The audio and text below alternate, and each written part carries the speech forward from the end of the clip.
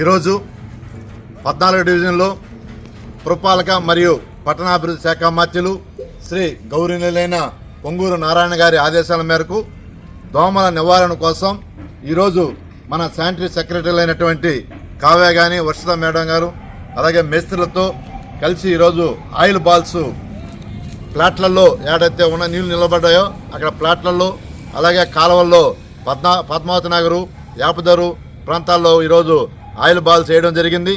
ఈరోజు మనం ఇలాంటి దోమల నివారణ కోసం 15 రోజులకు ఒకసారి పాగింగ్ చేపిస్తున్నాం, అలాగే ఆయిల్ బాల్ చేస్తున్నాం, అలాగే స్ప్రే కూడా ముందు కూడా పిచికారీ చేయించడం జరుగుతుంది. కాబట్టి దోమల నివారణ కోసం ప్రత్యేక శ్రద్ధ మన నారాయణ సార్ గారు తీసుకున్నారు. నారాయణ గారి సార్కి మా 14 డివిజన్ తరపుల వారికి ధన్యవాదాలు తెలియజేస్తున్నాం.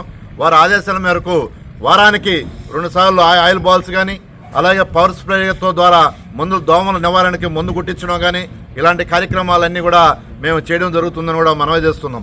అలాగే మన 14 డివిజన్ని నీట్గా పెట్టుకొని దానికి సహకరిస్తున్నటువంటి మున్సిపల్ సిబ్బందికి కూడా ధన్యవాదాలు తెలియజేస్తున్నాం. ఈరోజు చాలా 14 డివిజన్ నీట్గా ఉంటుంది. ఎలాంటి ప్రజలకి ఎలాంటి కాలువలు తీగిపోయినా లేకపోతే ఏదైనా రోడ్డు మీద చెత్త ఉన్నా మాకు ఒక కాల్ చేసినా కూడా వెంటనే అక్కడ మేము చేయడం జరుగుతుంది. ఈరోజు ఎక్కడైనా కూడా మురుగుంటే అక్కడ బ్లీచింగ్ సున్నం వేసి నీట్గా 14 డివిజన్లో చేస్తున్నాం. దీన్ని ఒక ప్రభుత్వ ప్రణాళికతో మేము 14 డివిజన్ క్లీన్ అండ్ గ్రీన్గా తయారు చేయాలనుకుంటున్నాం. ఈరోజు నారాయణ గారు మన నెల్లూరు నగరాన్ని చాలా అభివృద్ధి చేస్తున్నారు. అలాగే ఎన్నో నిధులు తీసుకొచ్చి అండర్ డ్రైనేజీ ద్వారా ఈరోజు భూగర్భ డ్రైనేజ్ ద్వారా ఎక్కడ దోమల నివారణ కోసం కూడా ఆయన కృషి చేస్తున్నారని కూడా మీకు మనవి చేస్తున్నాను. ఇలాంటి ఒక మంచి మంత్రివర్యులు నెల్లూరుకి రావడం మన అదృష్టంగా భావిస్తున్నాం.